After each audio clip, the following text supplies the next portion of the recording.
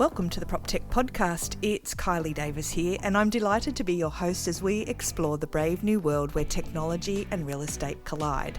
I passionately believe we need to create and grow a sense of community between the innovators and real estate agents, and sharing our stories is a great way to do that.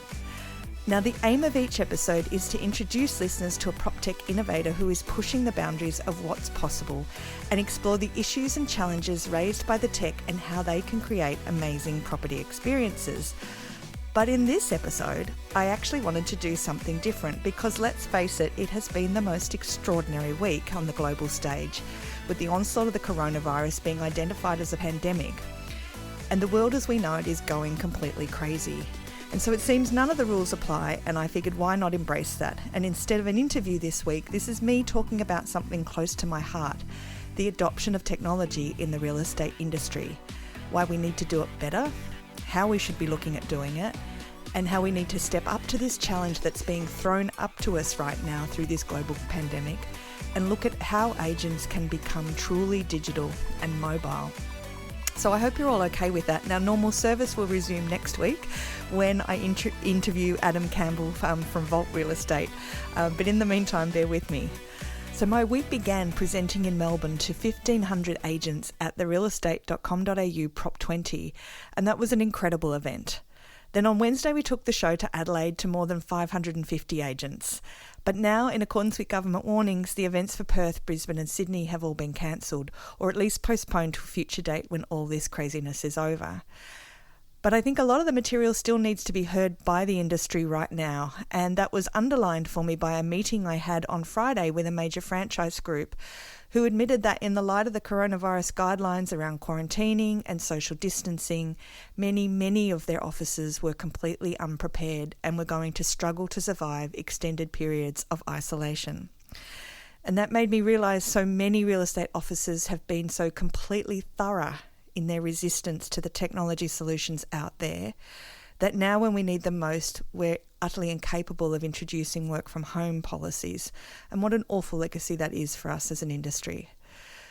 So my presentation was about technology, trends, and thriving through disruption.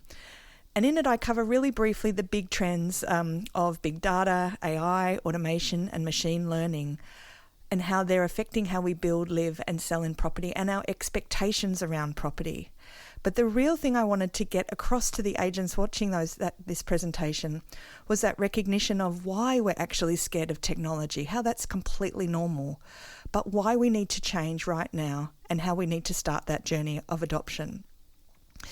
Our brief from REA was to make sure our presentations were practical and had takeaways that agents could genuinely apply. And like all good presentations, it morphed a bit after I first gave it, and I found myself talking about the Australian tech companies out there that could solve some of these issues that we're facing. But first, let's take a look at these issues. My question is, how do you feel about change? Now, most of us have the kind of three basic reactions. We either stick our head in the sand and hope that it completely goes away, or we get completely excited about it. But those are both outliers, and it tends to affect less than 10% of the population either way. Most of us actually do the whole deer in the headlights thing, and we think that if we stop and just wait, maybe it'll all go away. But here's the thing about technology that we know, is that it's not going away. We can't stop it as agents. The days when a group of senior agents could sit around a board table and decide what would or wouldn't be invested in and what would or wouldn't be adopted by the industry, they have long gone. PropTech had more than $20 billion invested in it globally in 2019, and that's growth from 2012 of nearly 9,000%. And 4 out of the 5 investments made in 2018 were all in the residential space, or 4 out of the 5 biggest investments were all made in that residential space. So this is a juggernaut that's coming down the track. And we're seeing some really clear differentiations happening in real estate right now. As real estate agents, as people, we do exactly all the things that everyone else in society does. We're searching our phones constantly and regularly. According to Google, there's 3.8 million searches every single minute, and 82% of us use mobile to find a local business. Searches in businesses near me or something near me have gone up more than 500%. We're checking our phones up to 80 times a day, and 91% of us go mobile and look at it on our phones when we're looking for how to do a task. I recently learned how to change the windscreen wipers on my car by watching a YouTube video. We've all done that. So when we're not real estating, we're being completely mobile. But what's happening in real estate right now is that when we talk about mobile agents, we think that means an agent being in their car or being on their phone. And Greg Brown from REA presented an amazing statistic that talked about only 29% of the Australian population actually want to use their phone to take a phone call. Most of us don't use our phones for that anymore. And in fact, millennials and Gen Zs have no intention of ever answering the phone when it rings. So in real estate land, there's this real disconnect going on. And we'll explore that a little bit. And what we see is that the technology has given individuals through their phones, through this computer in their pocket, extraordinary power.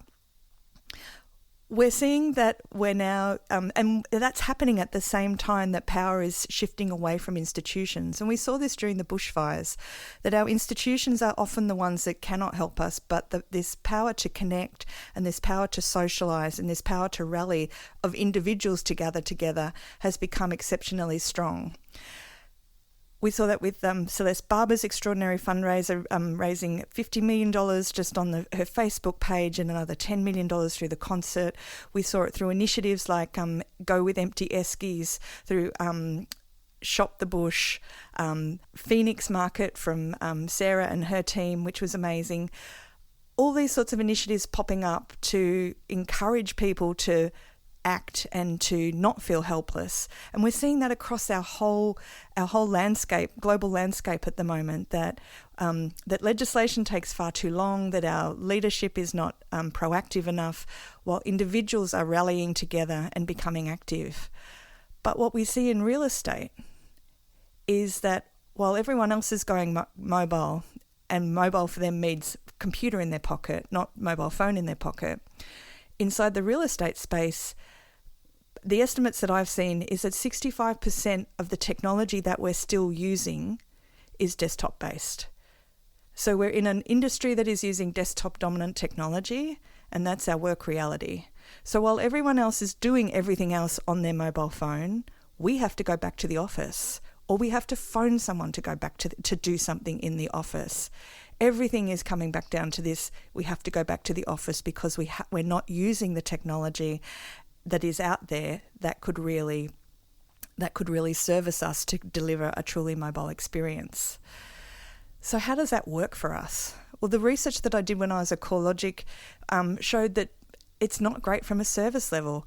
Sellers have 36% average to poor service. That's more than a third of the market that is one of our primary income generators. A third of our clients are not happy with us.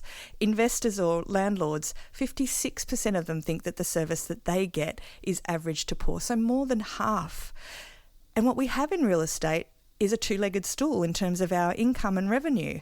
And when you have a two-legged stool, it's going to fall over. We only have revenue coming from the commissions that we make from sellers and the payments or the commissions that we make from investors. And when we look at the other two parts of the other two legs that could be on our stool of buyers, 42% of them think our service is average to poor, and 65% of tenants think our service is average to poor.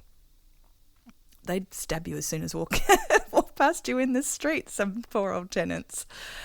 So how do we use the technology that's out there? How do we make the technology work for us to help our agents deliver the process, to help our agents deliver the service that they need to?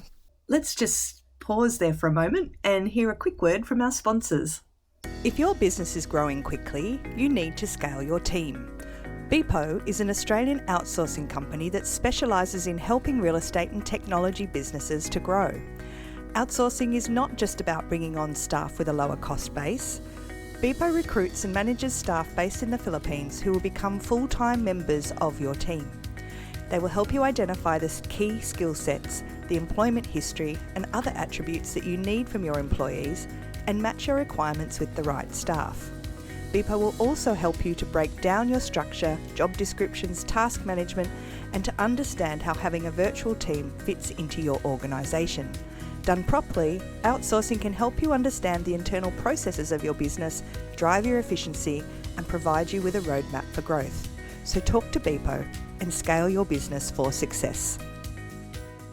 And what we need to get really honest about is just how shitty the process of real estate is right now. So real estate, the way we transact real estate, whether it's in property management or whether it's in sales, really is quite shitty. And that's a word I've stolen from Brad Inman from Inman Connect in Vegas last year. But why is it like that? In Australia, all we've done really is replace fax machines with email. Our systems are really opaque. It's centralised communication. Everything has to go through the agent. There's lots of legislation and contracts which always makes it feel very risky. There's hundreds, thousands every year of manual handoffs where a person has to go from filling in a form in one spot to moving that information into another spot. As an industry, it's extraordinarily psychologically important because home is where the heart is. And we saw that through the bushfires, that people, truly resonate and become deeply distressed when their home is impacted. And selling or moving or changing home is a big impact. It's lots of big dollars and high stakes. In the last 20 years, property prices have, more than doubled or tripled. The service levels that we get now are not necessarily any better than they were 20 years ago, but the property prices are certainly significantly more expensive. And of course, because of all of this as agents, we have this extraordinary fear of getting things wrong. So we hold on even tighter to the processes that we've always known because we're worried that we'll be in trouble or be punished if we get stuff wrong. And there's lots of competing interests because how do you actually service buyers or tenants when in fact your primary income is coming from sellers and landlords? So these are all the things that make real estate so very difficult for us to do. But I think we have to ask ourselves, how is that working for us? So we've just seen that this insistence on either ignoring the tech or resisting the tech and doing it the way that we've always done it, we have seen that that's not having a great response for our clients. It's costing us, it's making our business models really unstable now. And here are some more statistics for you. In an interview a couple of weeks ago, when I spoke to Angus and Daniel from Real Time Agent, they mentioned that a typical agent spends 4 hours per property sold. They lose that time in admin. So every property that we sell takes us 4 hours to administrate. Now, maybe it doesn't take you that time because you've got an assistant, but you're paying for that assistant. So that's not really an efficiency. In property management, it's even worse. 20,000 emails are managed by a property manager in a year. And, those poor girls can't even afford to go to the toilet half the time because when they come back, there's this tsunami of issues that are on their desk. But there's an even worse statistic, and this comes from some Victorian research, and that is that 13.4 people per 100,000 employees in real estate suicide. And that statistic is the worst of all professions. We are worse even than the police. And why is that? Well, in these times of increasing customer expectations and desire for service, against a backdrop of processes that are over 20 years old, that are laborious and time-consuming and opaque and difficult to execute, what happens in the tension of that is that people take it upon themselves to try and compensate for the poor processes and the poor tools that we've got, and they're taking it on far too much. Our commitment to amazing service is not the issue. It's some of the processes and the technology that we're using that is no longer fit for purpose to deliver the kinds of experiences that we all agree are now necessary. So I think we really need to agree that platform's burning. So look, I think we really need to agree that the platform is officially burning. And when you're on a burning platform, it's absolutely terrifying because your options are get burned alive or jump into the water and where there could be sharks. But we need to take that leap of faith. So there's some other trends going on that are affecting how this is all playing out in real estate. while we're all as individual agents anxious about the tech changes that are out there, I think if you're from one of the big franchise groups or one of the big network groups, you're probably even more terrified. And if you're a selling principal, I really want you to listen up to what's coming. What we're seeing in the US is some 3 exciting new ideas that are coming out in real estate. The first one is Compass. Now, Compass had $1.5 billion invested in it so far from a company called SoftBank. And you might have heard of them. You know, SoftBank invested in WeWork and also in Alibaba. And they're one of the most successful VCs in the world.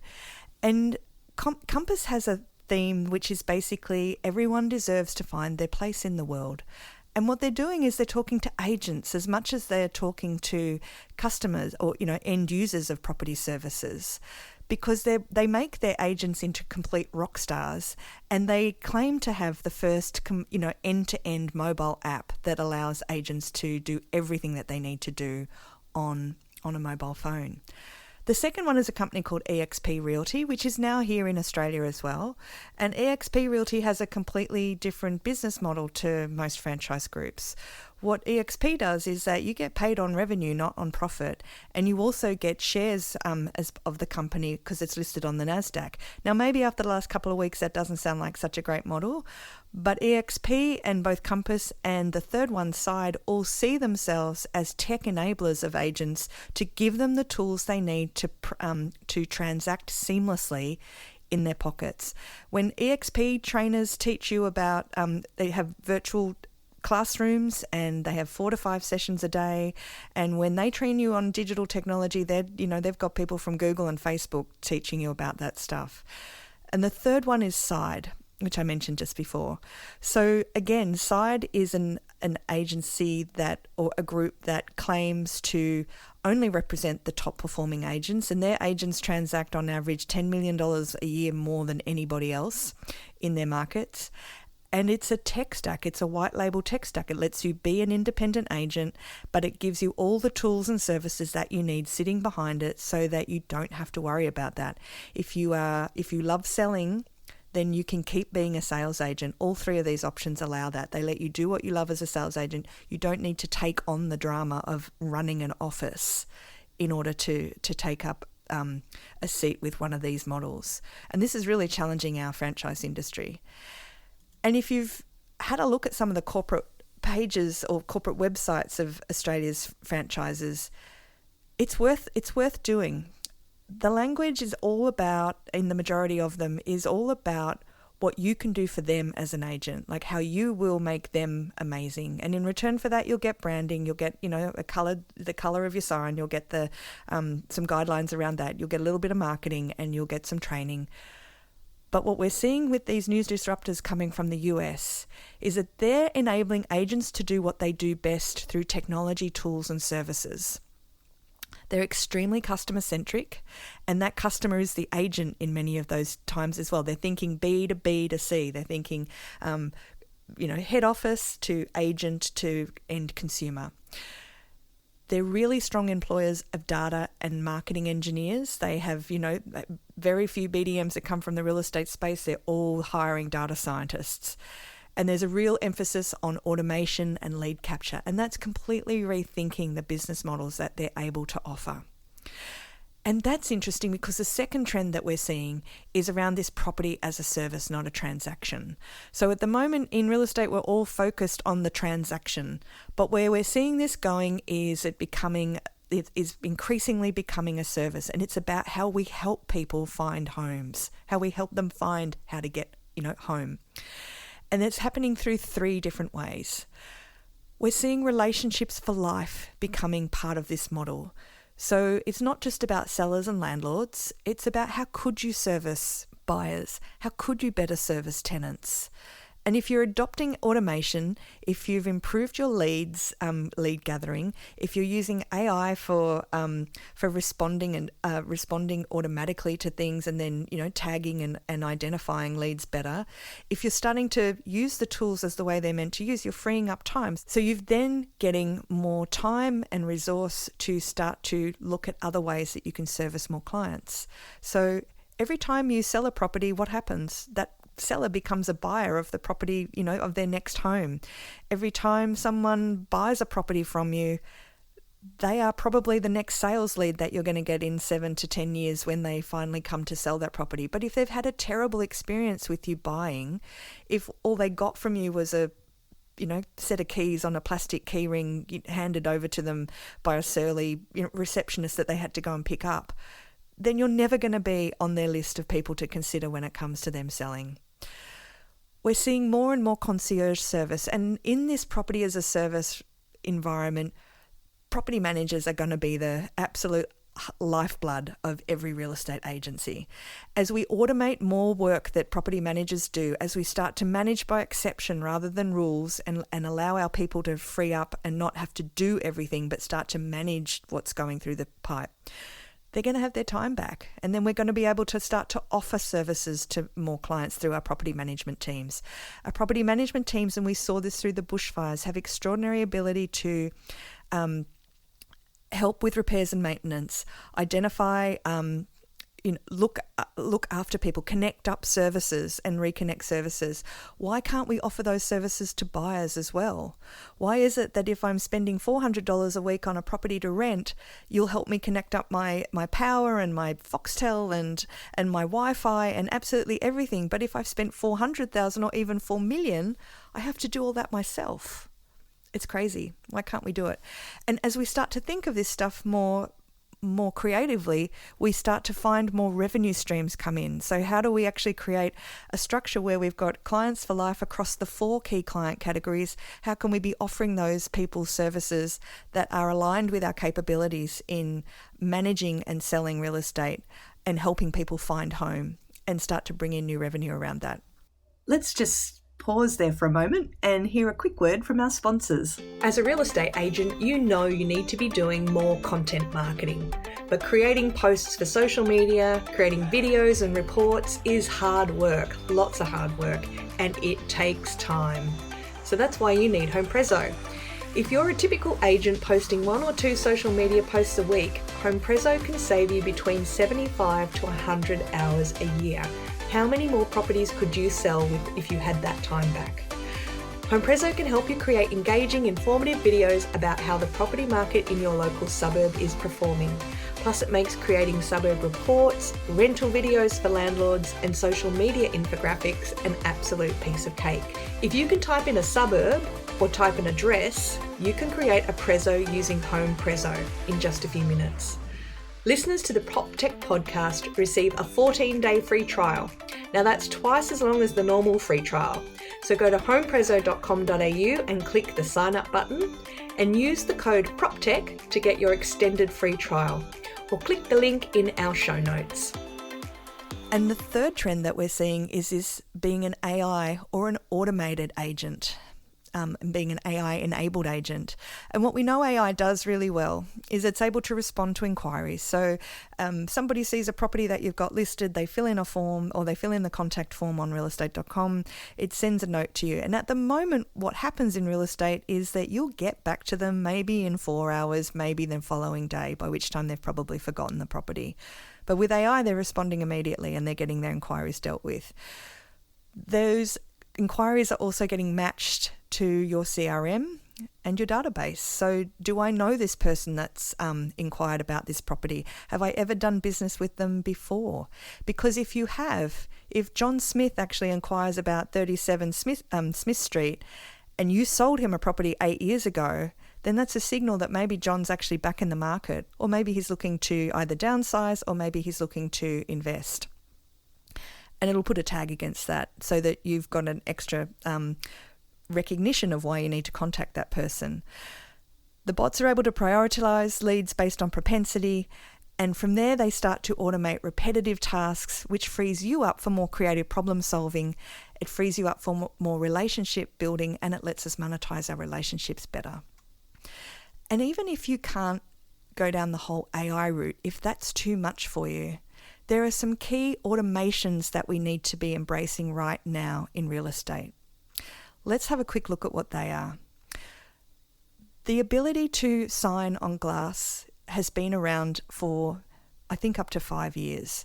If at the moment you are downloading forms uploading a form into your CRM, importing the information, then downloading it and attaching it to an email and sending it to your client, who then has to download it, fill it in, sign it in print, take a photocopy of it or a photo of it, and then send it back to you. Please stop that right now. REI Forms, RealWorks in Queensland, Forms Live in Melbourne. They are digital platforms that allow you to pull up a record and then automatically send the link straight to your client right now.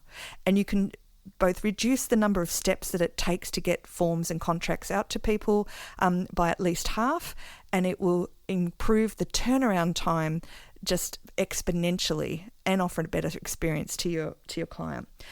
We're seeing tech companies like Realtair with its great range of services that let you both handle the sales process end to end, from appraisals all the way through to sales, and to build all your marketing material in one spot and book everything sort of centrally.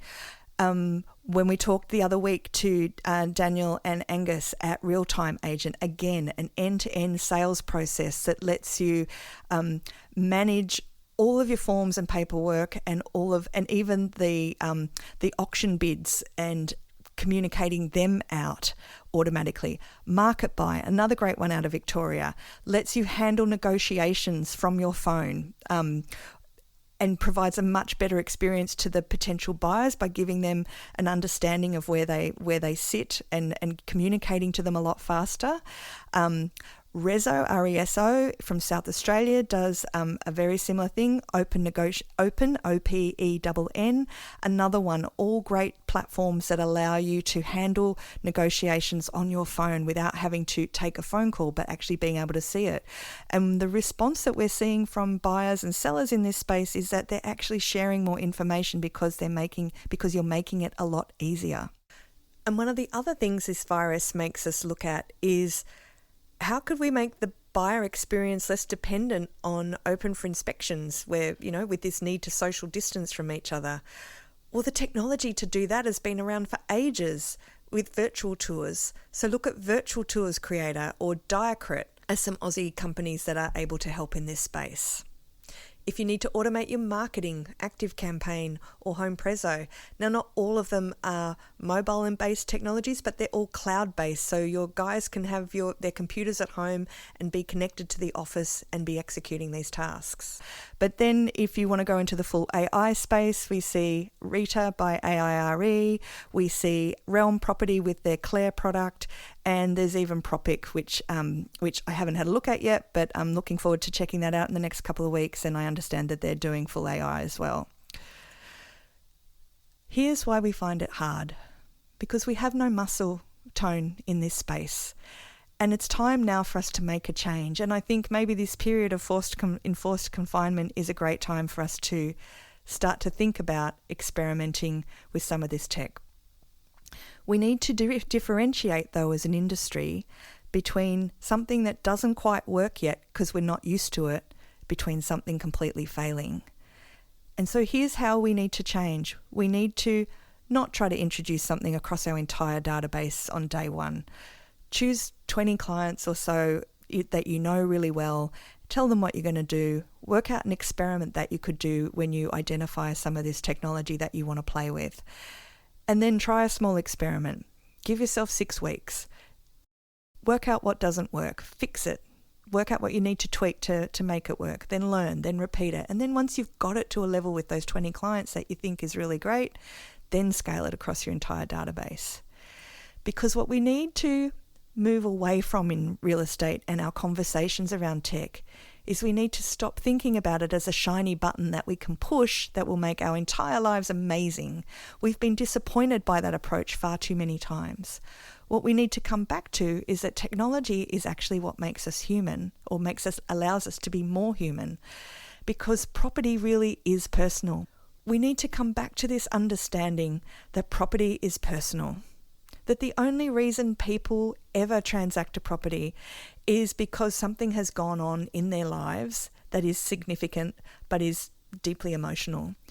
They've either got married or they've moved in with their partner, they've had a baby or they've had baby number 3 or 4. They're downsizing, they're retiring, they're moving for work, all of these things. Property is personal, and we need to own that again. Stop thinking of it as a transaction and helping people come home. Because here's what we know in real estate, and Mark Armstrong said this in the interview that I did with him from Rate My Agent, and I thought it was a fantastic quote, that the people with the most relationships in real estate wins. And relationships are infinitely more powerful than transactions when we take a relationship mindset. But here's what we do at the moment.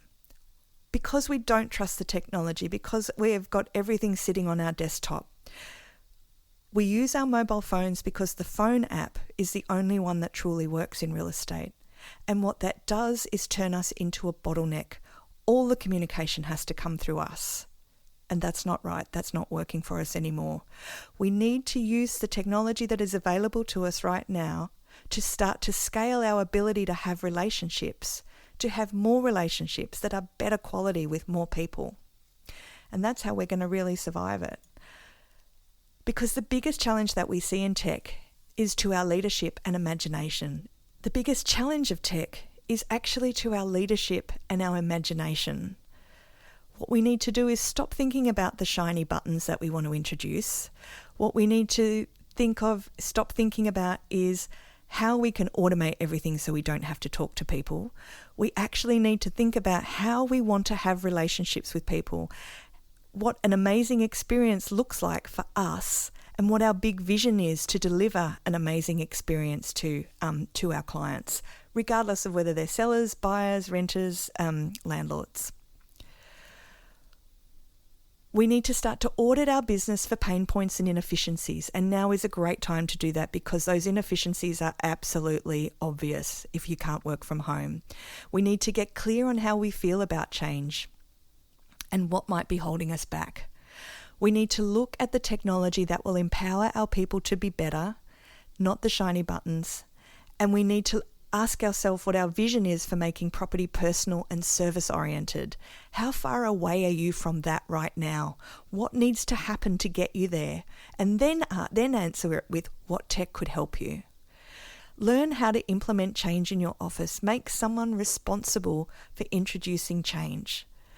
Make them responsible for identifying the things that aren't working and rolling out tests and experiments. Practice it, test it, measure it, learn it, and then scale it across your business. Where we need to get to as an industry through these businesses is to make real estate amazing. We need to start making people feel great about home. And I'm pretty sure that as an industry, especially with a little bit more time on our hands and up at the moment, now is a perfect time to do that. So, is this terrible virus the wake-up call that we need? We can't introduce digital policies overnight, but maybe a time that is a little bit quieter, with just a little bit less noise, will help us take stock and take the time to work out what we could change and how we could implement it, and what amazing service experiences could look like in property once this is all over. What do you think? Now, if you've enjoyed this episode of the PropTech Podcast, I would love you to tell your friends or drop me a line via email, LinkedIn or Facebook, especially with this new format. And it's just a one-off and I will only be doing it occasionally. But you can follow this podcast on Spotify, Google Podcasts and now on Apple iTunes. Coming up in future episodes, we have some great interviews with Adam Campbell from Vault Real Estate, Ash Ferrugia from Active Pipe, and an amazing piece of tech from Planet Arc that I cannot wait to tell you about. I'd like to thank my audio support, Charlie Hollins, and the fabulous Jill Escudero, and our sponsors Beepo, making outsourcing easy, and Home Prezzo, turning your data into amazing marketing content.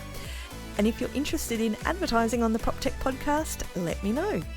So thanks everyone. Until next week, keep on PropTeching.